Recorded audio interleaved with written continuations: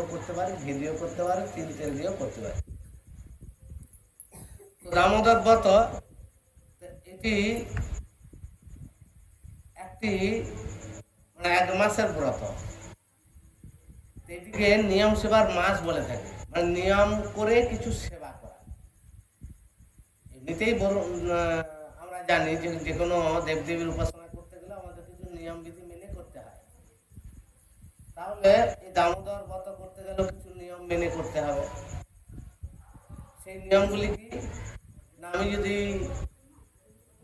যখন তখন স্নান করি সারাদিনে, সেটি না করে আমাকে সকালবেলাতেই স্নান করতে হবে। হ্যাঁ, ঘুম থেকে উঠবো, আগে স্নান করবো, এখান থেকে ব্রত শুরু হবে। স্নান করে আমি কি করব না, যেমন তুলসী দেখলেন আরতি, তুলসী আরতি করতে হবে। তুলসী দেবীকে ধূপ প্রদীপ তুলসী অর্পণ করতে হবে, যেমনভাবে দেখলেন ওইভাবে। আর সকালবেলায় কি করতে হবে, জল দিতে হবে। সন্ধ্যায় তো জল দেওয়া যায় না, হ্যাঁ, সূর্য থাকাকালীন আমরা জল দিতে পারি। স্নান করেই জল দিতে হয়, তাহলে সে সকালেই দিতে হবে, তাই না? 3 বার, 3 ফোঁটা হোক, 3 চামচ হোক, 3 ঘটি হোক, বড় হলে জল দিলাম। এইভাবে তুলসী দেবীকে আমরা আরতি করলাম। তারপরে পরিক্রমা করবেন, যেমন পরিক্রমা করলাম। পরিক্রমাটি করলে বৃন্দা দেবী আমাদের কৃপা করবেন। কিভাবে না, প্রতি পায়ে পায়ে আমাদের যে অনর্থ রয়েছে, পাপ রয়েছে, যার জন্য আমরা দুঃখ কষ্ট পাচ্ছি বা ভগবানের সেবা কার্য করতে পারছি না, ইচ্ছা থাকলেও করতে পারছি না, তো জানি কানিচ পাপানি মম্মতার কানিচ, এই মন্ত্রটি আমরা বলে বলে পরিক্রমা করছিলাম। কেন? জানি কানিচ পাপানি, মানে প্রতি পদে পদে আমার যে বিভিন্ন জন্মে, এর আগেও আমরা বহু জন্ম বহন করেছি, 80 লক্ষ জনই ভ্রমণ করে আমরা মনুষ্য দেহে এসেছি। সুতরাং সেই সব শরীরে অনেক কারোর জন্য অপরাধ হয়েছে, পাপ হয়েছে, হ্যাঁ, আমাদের মনেই নেই কি হয়ে আছে কি নেই। এখন আমরা এই তুলসী আরতির তুলসী পরিক্রমা করি, তাহলে আমাদের সেই পাপগুলি খণ্ডন হয় এবং কৃষ্ণ ভক্তি জাগ্রত হয়। সেই জন্য ভক্তি প্রদায়নী তুলসী বলা হয়েছে। তুলসী দেবী ভক্তি প্রদান করতে পারেন। আপনারা যদি কৃষ্ণ ভক্তি প্রার্থনা করেন যে আমি কৃষ্ণ ভক্তি করতে চাই, তাহলে আমাকে বৃন্দা দেবীর কাছে প্রার্থনা করতে হবে, পরিক্রমা করতে হবে, জল দিতে হবে। তাহলে ধীরে ধীরে ধীরে মনটা দেখবেন কৃষ্ণ কথা আপনার স্বাভাবিকভাবে এসে যাবে। এটি হলো প্রথম। তারপরে এই দামোদরের আরতি করতে হবে, যেমন দেখলেন সকাল প্রথমে ধূপ দিয়ে, তারপর প্রদীপ দিয়ে, তারপর জলশঙ্খ, তারপরে রুমাল বস্ত্র, তারপর ফুল, তারপরে চামর পাখা, এগুলি করতে হবে। রাস পূর্ণিমার দিন করতে হবে। রাস পূর্ণিমার পরের দিন থেকে চামর চলবে, কিন্তু পাখা বন্ধ করে দেওয়া হয়, শীতে সিজাইবে। এইভাবে সকাল আর সন্ধ্যায় দুটাই এই চলবে। হ্যাঁ, সন্ধ্যা আরতি আর সকালে আরতি। আর কি করতে হবে, যদি সম্ভব হয় ভগবানকে কিছু নিবেদন করতে হবে। যেহেতু আমি আরাধনা করছি, ব্রত করছি, তো সেটি নিবেদন করবো বলতে যারা নিয়মিত প্রসাদ খায় তারা তো রান্না করে সব কিছু ভগবানকে ভোগ নিবেদন করেই খায়। যারা এখনো সেইভাবে ভোগ নিবেদন করে না বা করার মতো পরিবেশ নেই যাদের, তারা কি করবে, মিষ্টি ফলমূল, হ্যাঁ, এগুলো নিবেদন করতে হবে। সকাল থেকে দুধের কোনো জিনিস করতে পারবে, ফল মিষ্টি করতে পারবে, সন্ধ্যাবেলায় দুধ নিবেদন করতে পারবে ভগবানকে। এগুলো করতে কারোরই কোনো অসুবিধা নেই, রান্না দিনে যদি করতে না পারে। এইভাবে কিছু ভগবানকে নিবেদন করা, চেষ্টা করা আর প্রার্থনা করা, কবে আমি তোমার পূর্ণ সেবায় নিজেকে যুক্ত করতে পারবো। আরেকটি গুরুত্বপূর্ণ সেবা আছে দামোদর মাসের, সেটি শুধু দামোদর মাসের না, সারা বৎসরেরই। সেটা হচ্ছে আমাকে হরিনাম মহামন্ত্র জপ করতে হবে। মহাপ্রভু দিয়েছেন কলি দুর্গত মানুষদের জন্য খুব সহজ সরল পন্থা হরিনাম। যদি আপনি সব কিছু করলেন, হরিনাম না করলেন, দামোদর ব্রতের 1 ফোঁটা ফল পাবেন না। কি বুঝলেন?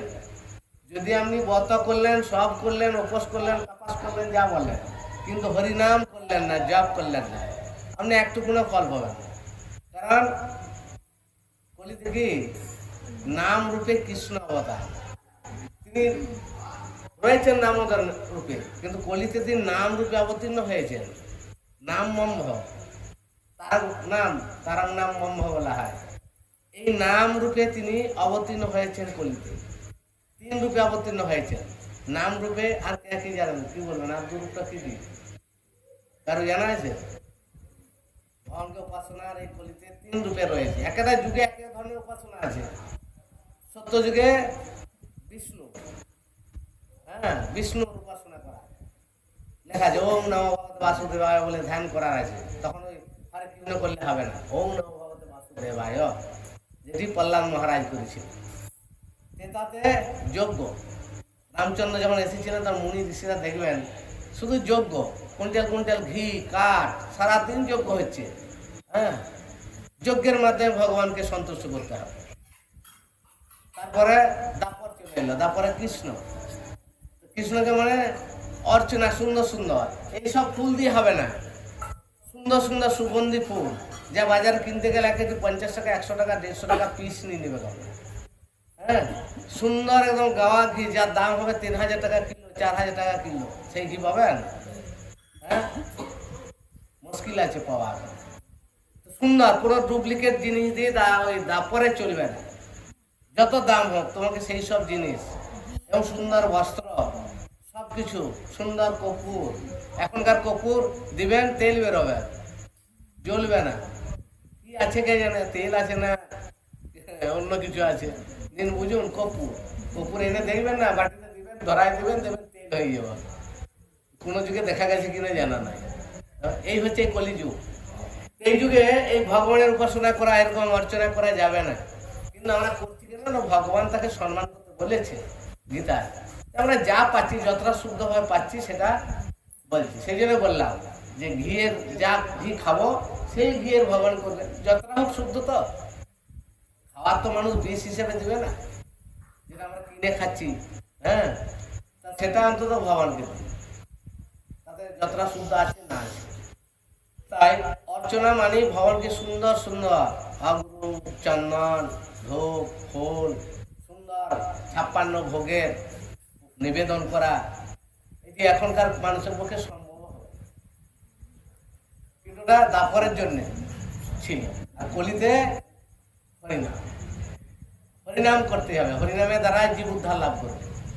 কিন্তু হরিনামের সাথে সাথে আমাদেরকে ভগবানকে, কৃষ্ণকে সম্মান করতে হবে। হ্যাঁ, তাই এই যুগটি হরে নাম হরে নাম হরে নাম কেবলম কল্লো নাস্তে নাস্তে নাস্তে গতি বন্ধ। এসব পুরাণে বর্ণনা করা রয়েছে। তাই মহাপ্রভু এসে আমাদেরকে হরিনাম দিয়েছেন। যে শ্রদ্ধা ভরে হরিনাম গ্রহণ করবেন, শুধু হরিনামই করেন, তাহলে এই সব হয়ে যাবে। হরিনামের মধ্যে আরতি হয়ে যাবে, সব তপস্যা হয়ে যাবে। হ্যাঁ, গঙ্গা স্নান, ভাগবত বা ধামবাস সব হয়ে যাবে যদি হরিনাম করতে পারেন। কে করতো হরিনাম এইভাবে? হ্যাঁ, চৈতন্য মহাপ্রভু স্বয়ং ভগবান, উনি তো লীলা করতে এসেছেন। হ্যাঁ হ্যাঁ, ঠিক বলেছেন মাতাজি। হরিদাস ঠাকুর 3 লক্ষ জপ করতেন, সারাদিন শুধু জপ করতেন। তাই মহাপ্রভু বলছেন তুমি সর্ববত করছো, কারণ তোমার এই নামের মধ্যে সর্ববত রয়েছে, সমস্ত তীর্থ রয়েছে, সমস্ত তপস্যার ফল রয়েছে। হ্যাঁ, আর তোমাকে কোনো কিছু করতেই হচ্ছে না। কিন্তু যারা এই হরিনাম করে না, তারা ওই তীর্থে যায়, ধামে যায়, বিভিন্নভাবে তারা করে। হরিনাম সর্বসার, কিন্তু আমরা করতে পারবো না। আমাদের সেই ধরনের আসক্তি নেই যে সারাদিন হরিনাম করতে পারবো। তাই কল্যাণ মহারাজ বলছেন আমরা কেমন করব, কখনো শ্রবণ করব, কখনো কীর্তন করবো, কিছুটা জপ করলাম, 2-4 মালা, 16 মালা, 116, 216, 2 ঘন্টা জপ করলাম।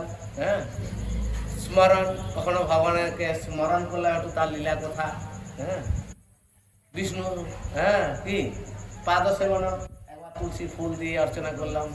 হ্যাঁ, তুলসী মঞ্জুরি দিবেন এ মাসে দামোদরের চরণে। তাহলে মঞ্জুরি জানেন, এই কচি কচি যে মঞ্জুরি বের হয়, এই যে ফুল হয়নি, দেখতে পাচ্ছেন, ফুলটা হয়েছে কিন্তু এখনো ফুটেনি, বা 2-1টা ফুটে যাবে, কচি মঞ্জুরি দিতে হবে। যেগুলো ফুটে গেছে, শক্ত হয়ে গেছে, ওইসব মঞ্জুরি দেওয়া যায়।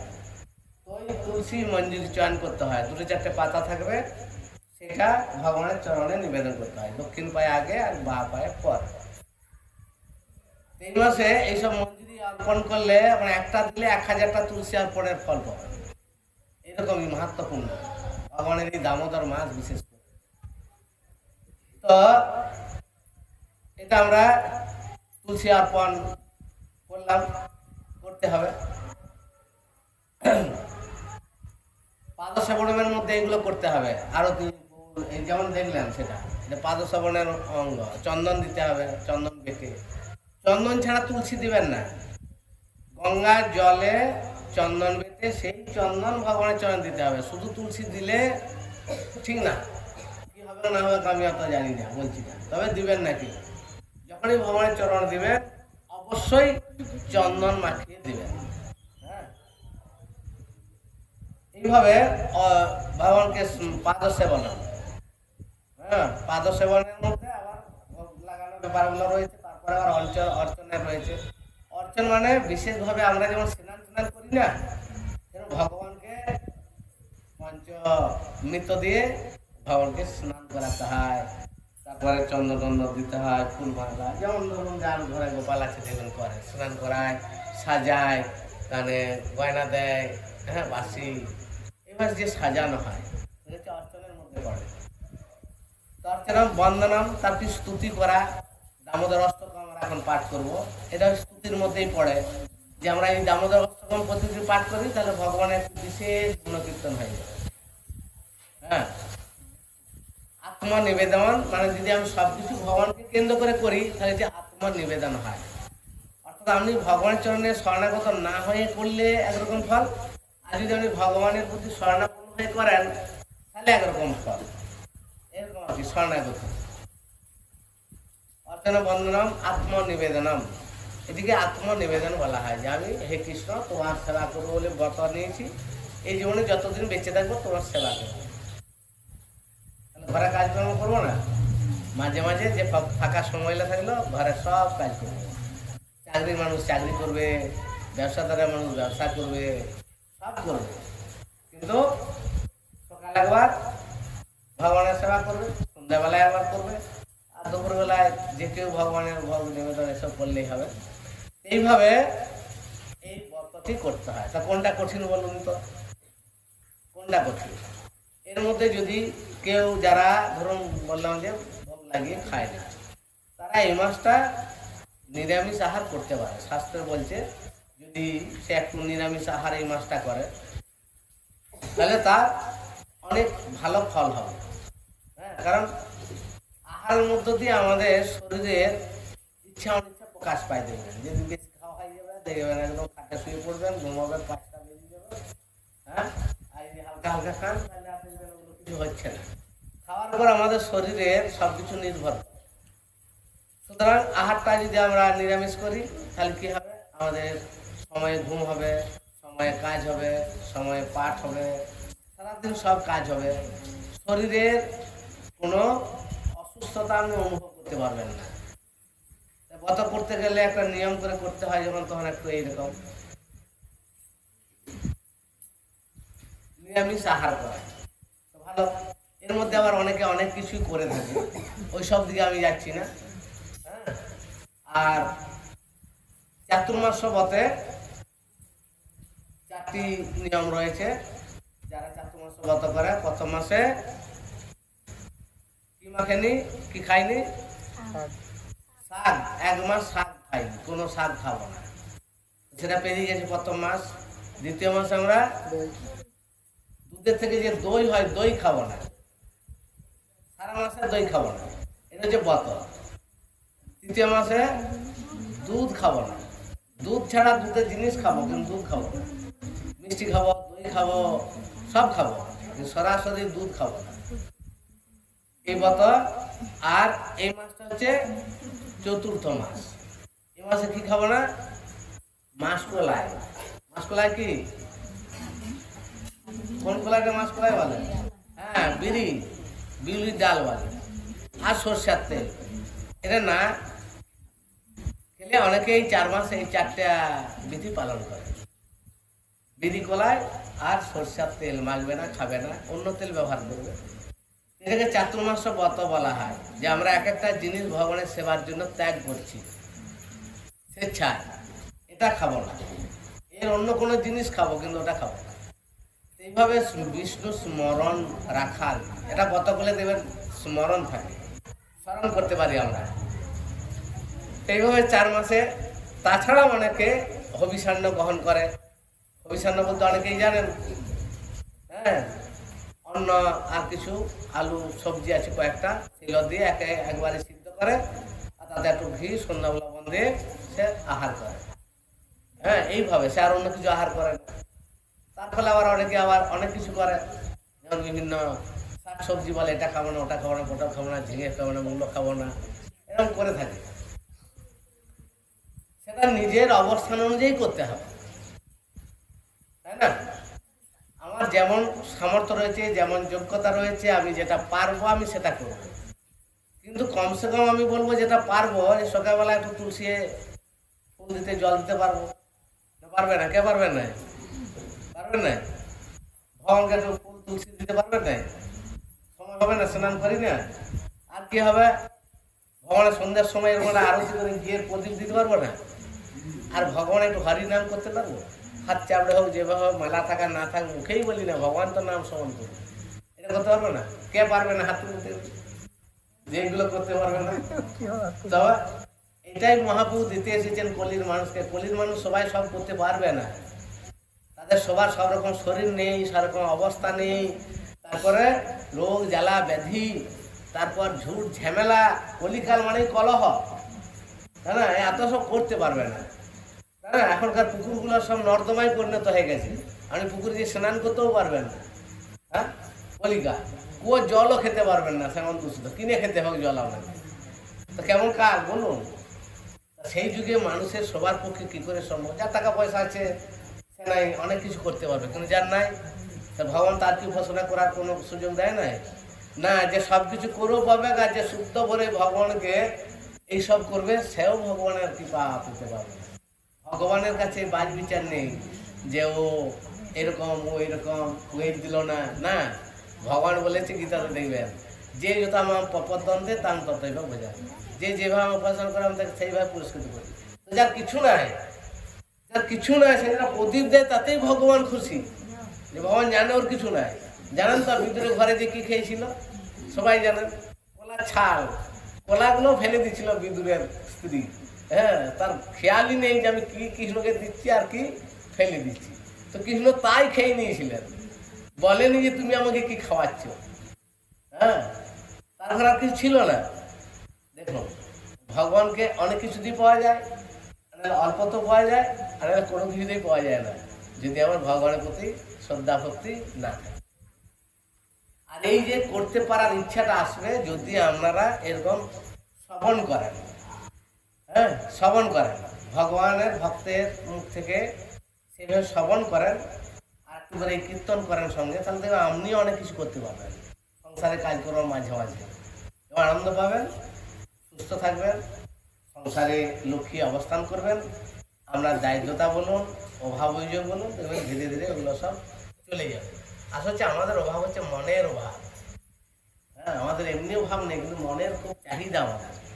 সেই চাহিদা তুলনায় ইনকাম কম, হ্যাঁ, তাহলে আমাদের অভাব দেখা দিচ্ছে। তো যখন ভগবানের আরাধনা করবেন, সেবা করবেন না, তখন ওইগুলো চলেই যাবে। কি দরকার ওটা? কদিন বেঁচে থাকবো? কদিন বেঁচে থাকবো? বেঁচে থাকার পর কে কি করে? সে ঘরে আসে, রুম নাম্বার চাবিতে থাকে তো? হ্যাঁ, তার ঘরের চাবিতে থাকে তো গেছে? কোথায় থাকে? হ্যাঁ, আর ঢুকতে পায় না।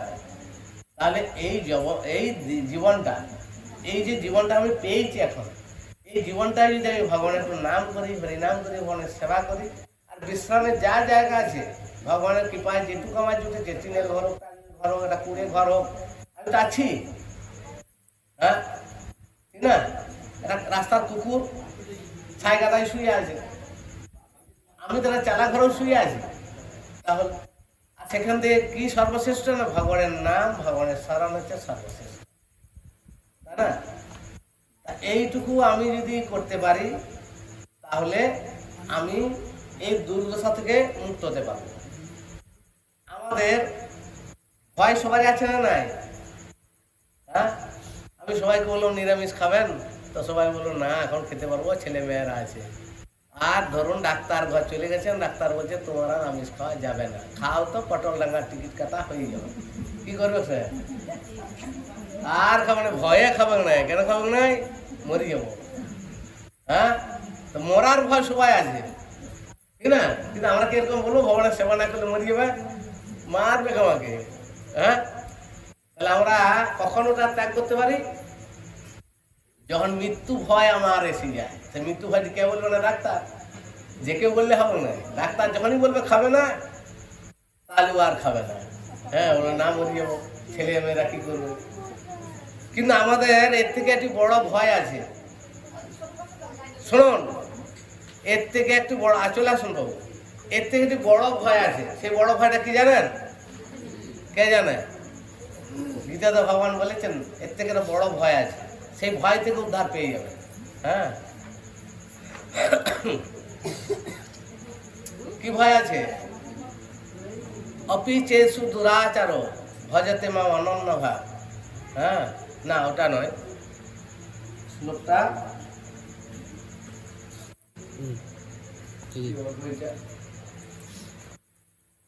স্বল্পমেষ ধর্মসত্রাতে মত ভাত। ওই শ্লোকটা প্রথম নাকি ভুলে গেল, বলতে পারবে না?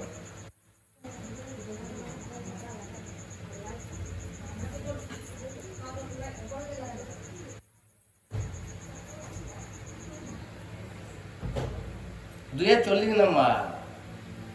হ্যাঁ,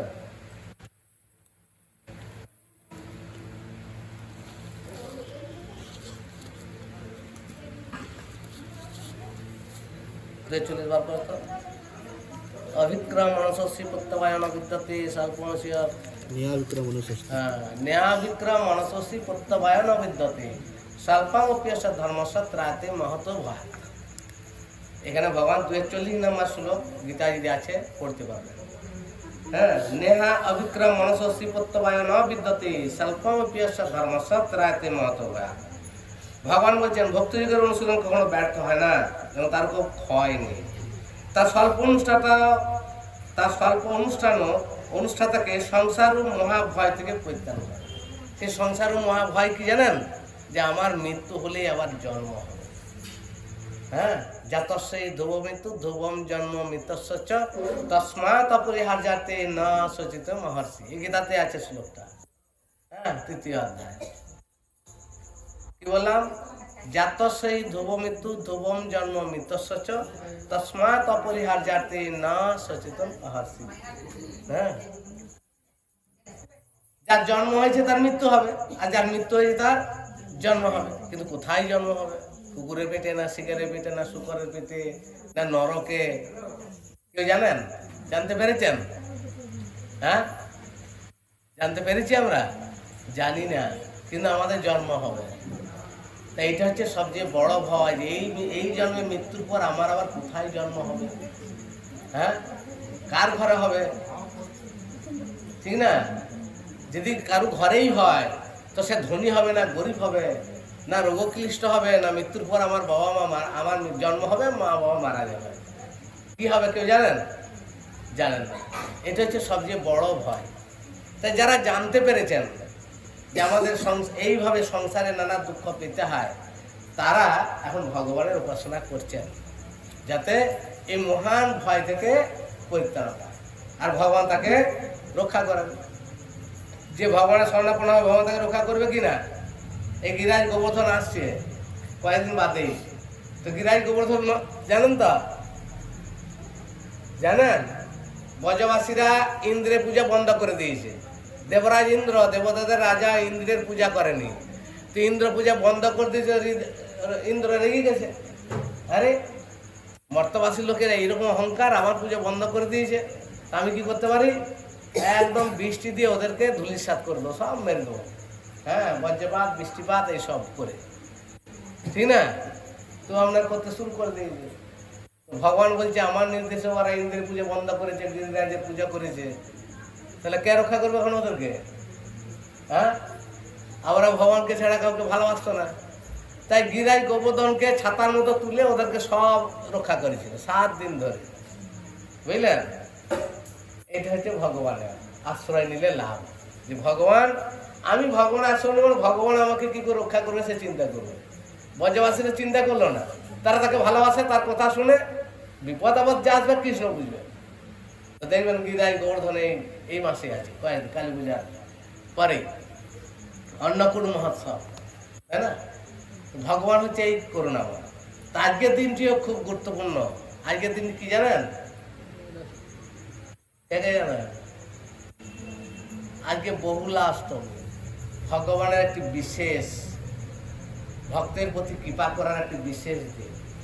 আজকে বৃন্দাবনে বহুলা বনে যান, সেখানে দেখবেন কত মহোৎসব হচ্ছে, সারাদিন ধরে পূজা আর্চা, হ্যাঁ, ভোগ নিবেদন, হরিনাম কীর্তন, সব কিছু পরিক্রমা, আর হাজার হাজার মানুষ আজকে সেখানে প্রসাদ খাবে। সেখানে মন্দিরে কি আছে জানেন? সেটা বলছি। বহুলা অষ্টমী, বহুলা অষ্টমী এক ব্রাহ্মণ ছিলেন, আর তার একটি গাভী ছিল। সেই গাভীটির নাম রেখেছিলেন বহুলা, বহুলা গাভী। ব্রাহ্মণ কি করতো না, ওই গাভীটি পালন করতো, আর গাভীর দুধ থেকে তার সংসার চলতো, কৃষ্ণ সেবা চলতো। হ্যাঁ, একদিন সকালবেলা বহুলাকে খুলে দিয়েছে, আর বহুলা আমরা চলতে চলতে বনে চলে গেছে, আর গভীর বনে চলে গেছে। তো গভীর বনে যখন চলে গেছে, সেখানে একজন বাঘ ওকে খাবো করে চলে এসেছে। হ্যাঁ, আর বাঘ বলছে আমি তোমাকে এখন খাবো। তো বহুলা বলছে দেখো তুমি আমাকে খাবে, কোনো অসুবিধা নাই, কিন্তু আমার একটি সন্তান আছে, তুমি আমাকে এইটুকু কৃপা করো, আমি তাকে দুধ পান করিয়ে চলে আসবো, আর তোমার সেবায় লাগবে। হ্যাঁ, কারণ আমার সন্তান না খেয়ে মারা যাবে, বুঝতেও পারবে না মা কোথায় গেছে, তা আমি চলে আসবো। তো বাঘ বলছে ঠিক আছে, আমি তোমাকে বিশ্বাস করলাম যে হ্যাঁ তুমি ফিরে আসবে। বা ওখানে বসে রইল। এখন ঘরে এসেছে, ঘরে এসে তার সন্তানকে বলছে যার দুধ খাবে খেয়ে নাও, আমি আর তোমায় দুধ দেবো না, দিতে পারবো না, আমাকে চলে যেতে হবে। হ্যাঁ, এরকম ভাবে আমি একজনকে কথা দিয়ে এসেছি, হ্যাঁ, আমার মৃত্যু হয়ে গেল। কেন শুনলো? শুনে বলছেন না, তাহলে আমি আর দুধ খাবোই না।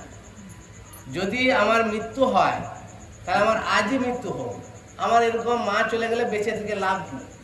তা আমিও সেই বাঘের কাছে মৃত্যুবরণ করবো, আমি এভাবে বেঁচে থাকবো না, কারণ বেঁচে থেকে লাভ নেই, মা থাকবে না, মানে আমার দরকার নেই। সন্তান বলছে আমিও এই পথেই চলে যাব। তো ব্রাহ্মণ এই কথাটি জানতে পারলো। আপনারা ভাববেন গাভী এরা কথা বলে কি করে, বাছুর কথা বলে কি করে? না, চেতনা শুদ্ধ হলে না সবাই কথা বলতে পারে, সবার কথা সবাই বুঝতে পারে। এটা হচ্ছে কি আমাদের, আমরা ভাবছি আমরা মানুষ, মানুষ এখন কৃষ্ণ নাম নেয় না, কিন্তু কত প্রাণী কৃষ্ণকে সেবা করে, কৃষ্ণ নাম করে, কৃষ্ণ কীর্তন করে, তাই না? এরকম মহাপ্রভু লীলায় রয়েছে, যখন উনি ঝাড়খণ্ডে বন দিয়ে যাচ্ছিলেন নৃত্য করতে করতে, কীর্তন করতে করতে, তখন বাঘ সিংহ সবাই মহাপ্রভুর সাথে নৃত্য করেছিলেন। তারা খেতে আসেনি, তারা নৃত্য করছিল সবাই, তাদের হিংসা ভুলে গিয়েছিল। ভগবান এরকম, কেন ভগবান গীতায় বলেছে আমি সবার হৃদয়ে রয়েছি, সবার হৃদয়ে আছি, সবার হৃদয়ে আছি, গাছপালা পশু পাখি সবার হৃদয়ে ভগবান আছে। ভগবান সব কিছু নিয়ন্ত্রণ করেন, আমাদেরও নিয়ন্ত্রণ করছে, গাছপালাকেও নিয়ন্ত্রণ করছে, প্রকৃতি নিয়ন্ত্রিত হচ্ছে, ভগবান সব কিছু নিয়ন্ত্রণ কর্তা। তা ভগবান যখন পছন্দ হবে, একটা হাতিও নৃত্য করবে, একটা বাঘও নৃত্য করবে, যেমন ভগবান তার হৃদয় থেকে প্রসন্নতা বিধান করবে। এইভাবে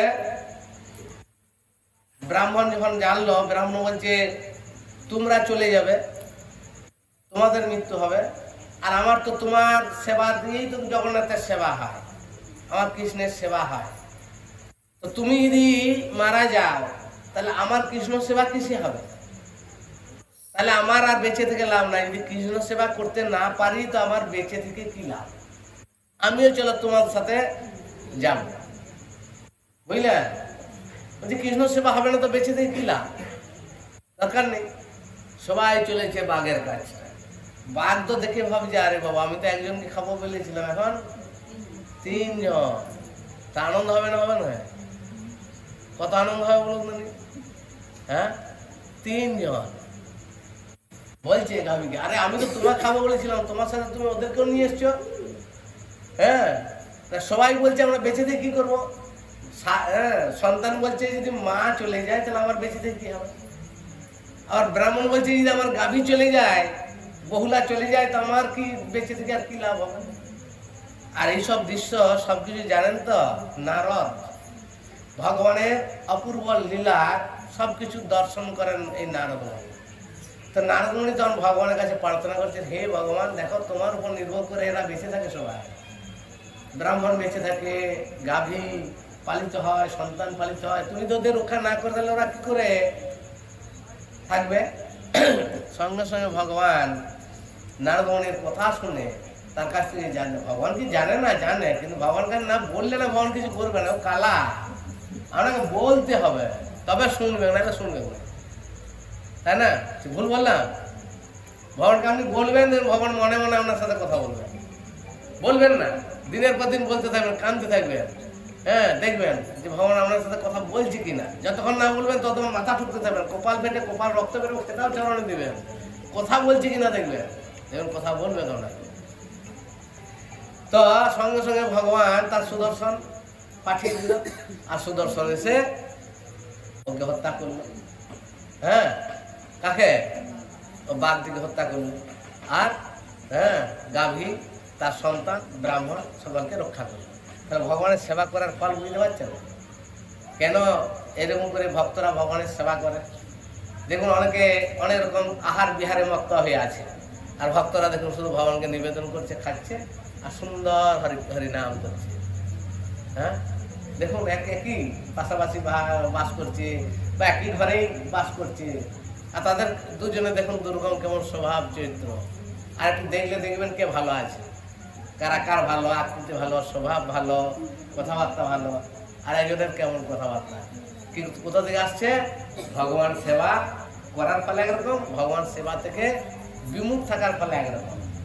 এইভাবে যেহেতু বহুলা গাভীকে ভগবান রক্ষা করেছিলেন, তাই না তার নাম অনুসারে ভগবান সেদিন ওই বনের নাম হয় বহুলা বন। যাবেন যদি যান, এই যে যারা গেছে পরিক্রমায় একবার ধরে পরিক্রমা করছে, ওরা বহুলা বন অবস্থান করবে।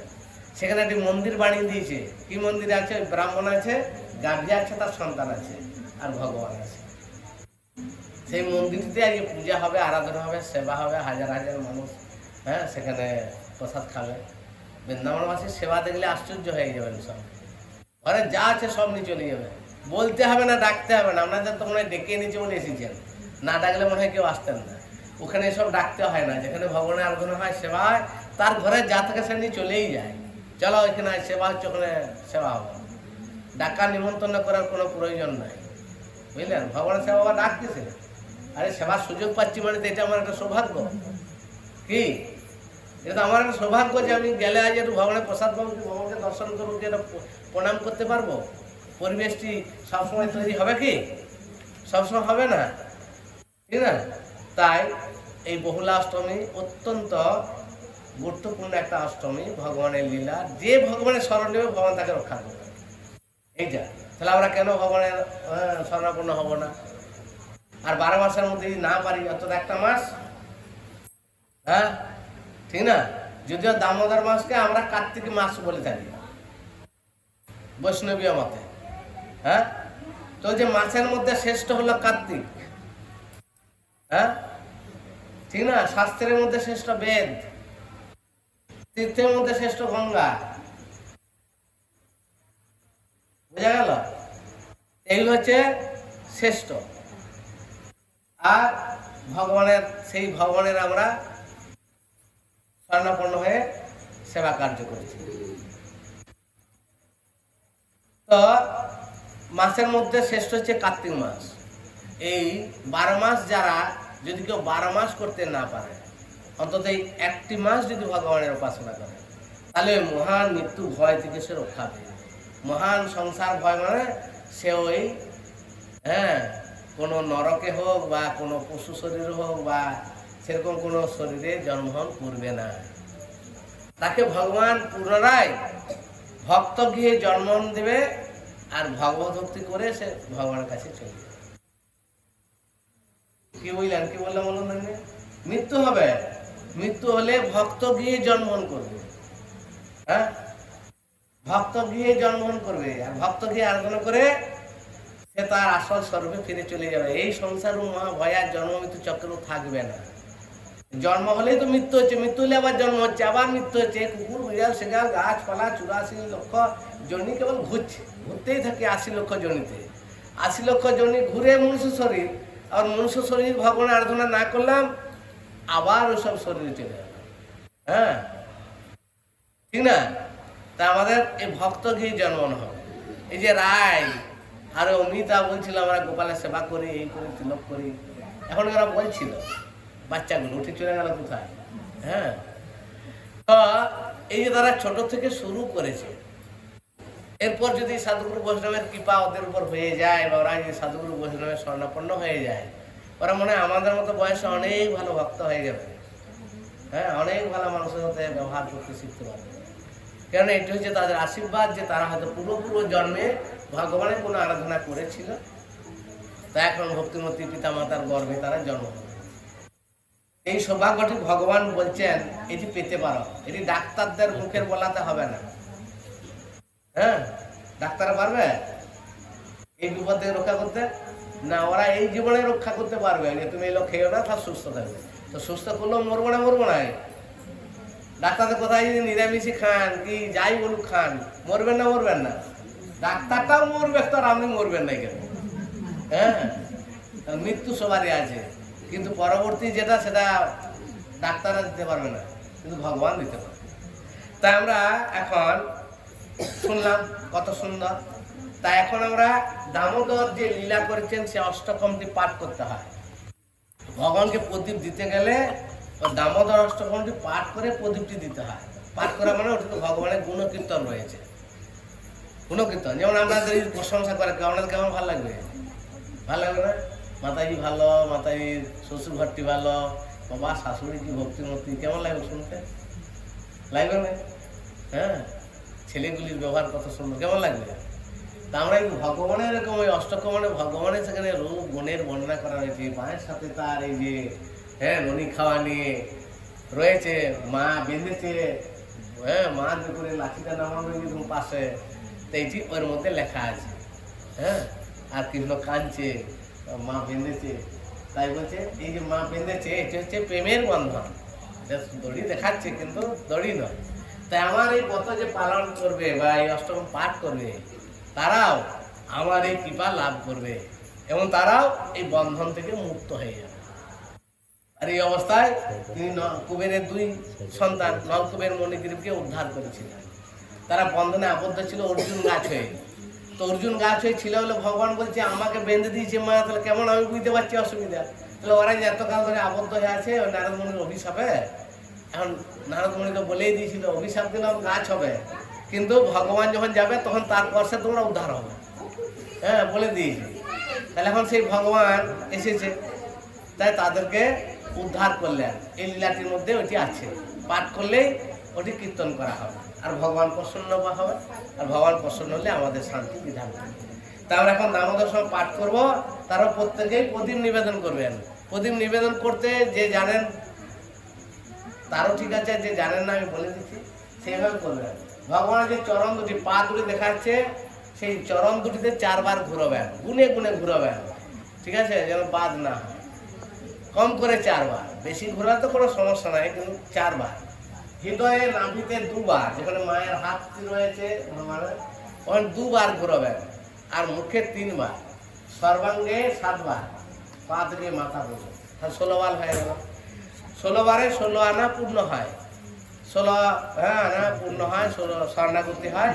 তো এইভাবে ভগবানকে প্রদীপটি দিবেন। ভগবানকে প্রদীপটি দেওয়ার পরে বৃন্দাদেবীকে দেবেন। কেমন? বৃন্দাদেবী চরণে না, মস্তকে দেবেন, ঠিক আছে। আমরা আচার্য গুরু বহুবার যিনি এই আমাদেরকে এই শিক্ষা দীক্ষা দিয়েছেন, ব্যবস্থা করেছেন, তার আলোচনায় থাকি বলে তাকে আমরা আচার্য হিসেবে সেই দামোদরের প্রদীপটি নিবেদন দেবো। তার আগে যদি দিতে পারেন বৃন্দা দেবীর পর যশোদা মাকে দেবেন, যার কৃপায় আমরা কৃষ্ণকে ধরাতে পেয়েছি বা জানতে পারছি মা এই সুন্দর প্রসাদ হিসেবে দিতে হয় মাকে। তারপর প্রবাদকে দেবেন, তারপর নিজে নিজে আপন গুরুবর্গ যদি কেউ থেকে থাকে তাদেরকে দেবেন। পিতা মাতা আত্মীয় স্বজন বন্ধু বান্ধব তাদেরকে স্মরণ করবেন। আর সবচেয়ে আগে বেশি স্মরণ করবেন যারা আপনাদের পরিবারের চলে গেছে, মানে মৃত্যু হয়েছে যাদের, তাদেরকে এই প্রদীপ দিবেন। তাতে পিতৃকুল মাতৃকুল যারা গেছে তাদেরকে স্মরণ করে এখানে দিবেন আকাশের দিকে তাকিয়ে। ওরা যদি এই প্রদীপটি আপনি দেন তাহলে নরকে থাকলেও ওরা নরক থেকে উদ্ধার পেয়ে আবার এই জন্ম পাবে এবং ভগবানের কৃপায় তারা ভক্তি করে আবার সুযোগ পাবে। কিন্তু নরক থেকে ওরা উঠতে পারছে না যতক্ষণ না আপনি ভগবানের প্রসাদী প্রদীপ তাকে নিবেদন না করছেন। এইটি হলো এই মাসের সবচেয়ে শ্রেষ্ঠ ব্রতের মূল ব্রত। যারা নরকগামী হয়ে রয়েছে আমাদের পিতৃপুরুষরা পরিবারের, তাদেরকে উদ্ধারের একটি পন্থা, সেই জন্য আকাশ দ্বীপ বলে শাস্ত্রে অনন্তকাল ধরে আছে। সেই সমস্ত আত্মাদেরকে মুক্তি করার জন্য, বা গাছের শরীরে রয়েছে এবং কষ্ট পাচ্ছে, আপনি যখন এই প্রদীপ নিবেদন করবেন তখনই সে সেখান থেকে পাবে আর ওই দেহ থেকে সে মুক্ত হয়ে ভগবানের কৃপায় ভক্তি করার সুযোগ পাবে। এই ভক্তিযোগের অনুশীলন হচ্ছে এই জন্য শ্রেষ্ঠ। আপনি ভক্তিযোগ মানে আপনার একজন উপদেষ্টা বা গুরু থাকতে হবে, তাহলে আপনি কী করে শিক্ষা নেবেন? যদি না থাকে তো এই ছলকপট গুরু হলে হবে না, চিটিংবাজি গুরু হলে হবে না, অর্থলোভী, আপনার প্রতি দরদ নেই কিন্তু তার নিজের ব্যাপারে তার দরদ খুব, এরকম হলে হবে না। আমি কোনো স্বার্থ নিয়ে আপনাদের সাথে কথা বলছি না, আমি যা বললাম মেনে চলবেন। ভবিষ্যতে আমার সাথে দেখা না হলো যদি মেনে চলেন ভগবান আপনাদেরকে উদ্ধার করে নেবেন। কেন না, আমি কোনো মিথ্যা বলিনি, কোনো আমাদের ভুলভাল শিক্ষা দিইনি। যেটা শিখেছি যেটা বুঝেছি ভগবান যা বলছেন করবেন, নিজে নিজে ঘরে নিজে শান্তি স্থাপন করবেন, ভগবানকে এরকম রাখবেন। যদি কাউকে ডাকতে না পারেন ঘরে যারা আছে তাদেরকেই প্রদীপ দেওয়া করাবেন একটা একটা করে। প্রদীপ দান মানে দিতে হয়, তো একটা ঘরে 4 জন থেকে 4টে প্রদীপ দিলেও এক মাসে 120টা প্রদীপ দেওয়া হবে, ভগবানকে দান করা হবে। আর যদি আত্মীয় সঙ্গে ডেকে দেওয়া যায় দেবো, আর যদি এরকম অনুষ্ঠান করে দিতে পারেন খুবই ভালো, তাই না? যত সংখ্যক প্রদীপ দান করবেন তত দানের ফল পাবেন। এখন একটা প্রদীপে যদি 1000 টাকা পায় তাহলে কত, 100টা প্রদীপ কত হবে? 1 লাখ টাকা হয়ে যাবে নাকি? ঠিক সেরকমই আপনি যত প্রদীপ দান করবেন আপনি ভগবানের কাছে তত আশীর্বাদ প্রাপ্ত হবে, আর তত আপনার রোগ জ্বালা ব্যাধি বলুন যা হোক দূরে চলে যাবে। ভগবান সব নিয়ে নিতে পারেন, বুঝতে পারছেন? আমি একটা লীলায় পড়েছিলাম নৃসিংহদেবের, শুধু ওটা বলে পরে অষ্টম পাঠ করছি। একজন নৃসিংহদেবের ভক্ত, কিন্তু তার শরীর এই হাঁটুতে সমস্যা হয়েছে, তো ডাক্তার বলছে হাঁটুতে অপারেশন করে এটা ঠিক করতে হবে। তো সব চিকিৎসা হয়ে মানে সব চিকিৎসা হয়ে গেছে, ডেট হয়ে গেছে, এবারে কালকে অপারেশন হবে। আরও তো নৃসিংহদেব কাছে দিন রাত প্রার্থনা করছি যে হে নৃসিংহদেব, এরকম কাটাকাটি করবে, কি হবে কি না হবে। তো নৃসিংহদেব এসে আর হাঁটু রাত্রেবেলায় আবার সারিয়ে দিয়েছে, বুঝলেন? সকালবেলায় ডাক্তাররা এসে বলছে অপারেশন হবে, বলছে কি অপারেশন হবে, আমার তো কোনো সমস্যা নেই। সবাই বলছে তুমি কি বলছো, পাগল হয়ে গেল নাকি লোকটা চিন্তা করতে করতে। ডাক্তার আবার সব ফটো করছে, এটা ফটো করে দিচ্ছি না, কিছু তো নাই, কোথায় অপারেশন করবো? বলছে আগে যে ছিল। কি হলো কি হলো বলুন, কি হলো? ডাক্তারকে আগে ভুল করেছিল ফটোটা, তা এখন ঠিক হয়ে গেল কি করে? এ হলো নৃসিংহদেবের কৃপা। অতএব ভগবানের সেবা আরাধনাকে উল্টো কিছু হবে না। ভগবান অনেক কিছু করতে পারেন, অনেক কিছু করতে পারেন যা মানুষের দ্বারা সম্ভব নয়। ডাক্তাররা বললো কোথায় করবো, এত কিছু নেই, তারা বিভিন্নভাবে এটাকে এক্সরে করছে, নানা রকম করছে, না কিছু নেই। এ হলো ভগবানের শরণাপত্তির ফলে আমাদের কি লাভ হয়। যাক, এখন আমরা অষ্টকম পাঠ করবো। আর